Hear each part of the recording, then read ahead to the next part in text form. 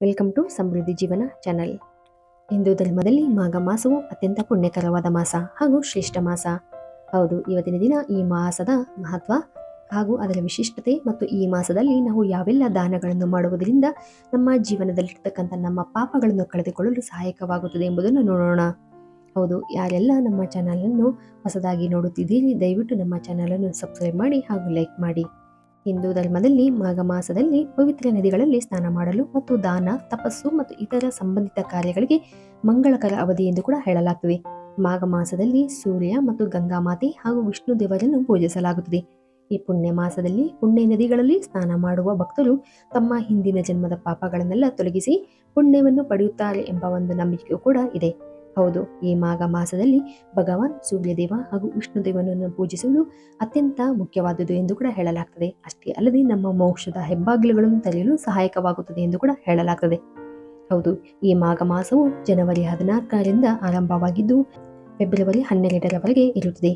ಈ ತಿಂಗಳಿನಲ್ಲಿ ವಿವಿಧ ರೀತಿಯ ಉಪವಾಸಗಳು ಮತ್ತು ಹಬ್ಬಗಳು ಬರುತ್ತದೆ. ಆ ಎಲ್ಲ ಆಚರಣೆಗಳನ್ನು ನಾವು ಶ್ರದ್ಧಾ ಭಕ್ತಿಯಿಂದ ಮಾಡಿದಲ್ಲಿ ನಮ್ಮ ಜೀವನದಲ್ಲಿರತಕ್ಕಂಥ ಅನೇಕ ರೀತಿಯ ಕಷ್ಟಗಳಿಂದ ನಾವು ಹೊರಬರಬಹುದು. ಅಷ್ಟೇ ಅಲ್ಲದೆ ಮಹಾನ್ ವಿಷ್ಣು ಮತ್ತು ಮಹಾಲಕ್ಷ್ಮಿಯರ ಅನುಗ್ರಹವನ್ನು ಪಡೆಯಬೇಕೆಂದಿದ್ದಲ್ಲಿ ಈ ಒಂದು ಮಾಘ ಮಾಸದಲ್ಲಿ ವಿಶೇಷವಾಗಿ ಪೂಜೆಗಳನ್ನು ಮಾಡುವುದರಿಂದ ಆ ಎಲ್ಲ ಅನುಗ್ರಹಗಳನ್ನು ನಾವು ಪಡೆಯಬಹುದು. ಹಾಗೂ ಈ ಮಾಘ ಮಾಸದ ಹಿನ್ನೆಲೆಯ ಬಗ್ಗೆ ನೋಡುವುದಾದರೆ ಹಿಂದೂ ಧರ್ಮ ಗ್ರಂಥಗಳ ಪ್ರಕಾರ ಮಾಘ ಮಾಸದಲ್ಲಿ ಗೌತಮ ಋಷಿ ಇಂದ್ರದೇವನನ್ನು ಶಪಿಸಿದನು. ಈ ಶಾಪ ವಿಮೋಚನೆಗಾಗಿ ಇಂದ್ರದೇವನು ಮಾಘ ಮಾಸದಲ್ಲಿ ಪವಿತ್ರ ಗಂಗಾ ನದಿಯಲ್ಲಿ ಸ್ನಾನ ಮಾಡಿದನು. ಈ ಸಮಯದಲ್ಲಿ ಪೂರ್ಣಿಮಾ ಮತ್ತು ಅಮಾವಾಸ್ಯೆಯಂದು ಗಂಗಾ ನದಿಯಲ್ಲಿ ಸ್ನಾನ ಮಾಡುವುದು ಅತ್ಯಂತ ಪವಿತ್ರವಾದುದು ಎಂದು ಕೂಡ ಹೇಳಲಾಗ್ತದೆ. ಅಷ್ಟೇ ಅಲ್ಲದೆ ಈ ಮಾಘ ಮಾಸದಲ್ಲಿ ವಿಶೇಷವಾಗಿ ಭಾನುವಾರದಂದು ಸೂರ್ಯದೇವನನ್ನು ಪೂಜಿಸುವುದರಿಂದ ವಿಶೇಷ ರೀತಿಯ ಲಾಭಗಳನ್ನು ಕಾಣಬಹುದು. ಹೌದು, ಈ ಮಾಸದಲ್ಲಿ ನಾವು ಕೊಡುವ ದಾನಗಳು ಕೂಡ ಅತ್ಯಂತ ಪರಿಣಾಮಕಾರಿಯಾದ ಫಲಗಳನ್ನು ನೀಡುತ್ತದೆ. ಹಾಗೂ ಈ ಮಾಸದಲ್ಲಿ ಕೊಡುವ ದಾನಗಳು ಮರಣದ ಸಮಯದಲ್ಲಿ ಬಹಳ ಪ್ರಯೋಜನಕಾರಿ ಎಂದು ಕೂಡ ಹೇಳಲಾಗ್ತದೆ. ಹಾಗೂ ಈ ಒಂದು ಮಾಘ ಮಾಸವು ಅತ್ಯಂತ ಶ್ರೇಷ್ಠವಾದ ಮಾಸ. ಹಾಗೂ ಈ ಒಂದು ಮಾಘ ಮಾಸಗಳಲ್ಲಿ ಪವಿತ್ರ ನದಿಗಳಲ್ಲಿ ಸ್ನಾನ ಮಾಡುವುದರಿಂದ ಅಶ್ವಮೇಧ ಯಾಗವನ್ನು ಮಾಡಿದಷ್ಟು ಪುಣ್ಯ ದೊರೆಯುತ್ತದೆ ಎಂದು ಕೂಡ ಹೇಳಲಾಗ್ತದೆ. ಹೌದು, ಈ ಒಂದು ಮಾಘ ಮಾಸದಲ್ಲಿ ಪವಿತ್ರ ಗಂಗಾ ನದಿಗಳಲ್ಲಿ ಸ್ನಾನ ಮಾಡುವುದಕ್ಕೆ ಹೆಚ್ಚಿನ ಮಹತ್ವವನ್ನು ನೀಡಲಾಗಿದೆ.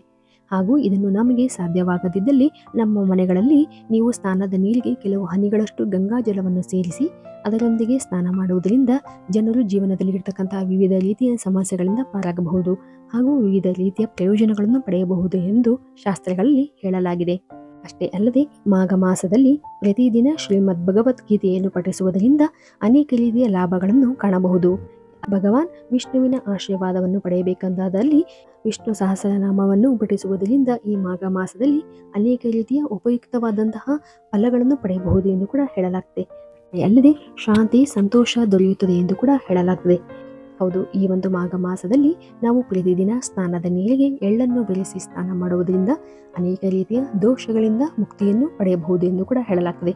ಹಾಗೂ ಎಳ್ಳನ್ನು ಸೇವಿಸುವುದರಿಂದ ನಮ್ಮ ದೇಹಕ್ಕೆ, ಆರೋಗ್ಯಕ್ಕೆ ಅತ್ಯಂತ ಉತ್ತಮವಾದುದು ಎಂದು ಕೂಡ ಹೇಳಲಾಗ್ತದೆ. ಹೌದು, ಅಷ್ಟೇ ಅಲ್ಲದೆ ಈ ಮಾಘ ಮಾಸವು ಅತ್ಯಂತ ಪವಿತ್ರವಾದ ಮಾಸ. ಈ ಮಾಸವನ್ನು ಸಾಕ್ಷಾತ್ ಮಹಾವಿಷ್ಣುವಿಗೆ ದೇವರಿಗೆ ಸಮರ್ಪಿಸಲಾಗಿದೆ.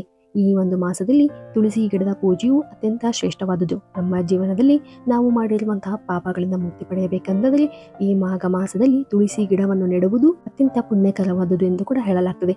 ಅಷ್ಟೇ ಅಲ್ಲದೆ ತುಳಸಿ ಗಿಡದ ಮುಂದೆ ತುಪ್ಪದ ದೀಪವನ್ನು ಹಚ್ಚಿ ನಿತ್ಯ ಪೂಜಿಸುವುದರಿಂದ ಅನೇಕ ರೀತಿಯ ಲಾಭಗಳನ್ನು ಹಾಗೂ ಪ್ರಯೋಜನಗಳನ್ನು ಪಡೆಯಬಹುದು. ಹಾಗೂ ಇದರಿಂದ ಭಗವಾನ್ ವಿಷ್ಣು ದೇವರ ಅನುಗ್ರಹವನ್ನು ಪಡೆಯಬಹುದು ಎಂದು ಕೂಡ ಹೇಳಲಾಗ್ತದೆ. ಈ ಒಂದು ಮಾಘ ಮಾಸದಲ್ಲಿ ವಿವಿಧ ರೀತಿಯ ಆಚರಣೆಗಳನ್ನು ನಾವು ಮಾಡುವುದರಿಂದ ಆ ದೇವರ ಕೃಪೆಗೆ ಪಾತ್ರರಾಗಬಹುದು. ಹೌದು ಸ್ನೇಹಿತರೆ, ಈ ಒಂದು ಮಾಹಿತಿ ಇಷ್ಟವಾಗಿದ್ದಲ್ಲಿ ದಯವಿಟ್ಟು ನಮ್ಮ ಚಾನಲನ್ನು ಸಬ್ಸ್ಕ್ರೈಬ್ ಮಾಡಿ ಹಾಗೂ ಲೈಕ್ ಮಾಡಿ. ಧನ್ಯವಾದಗಳು.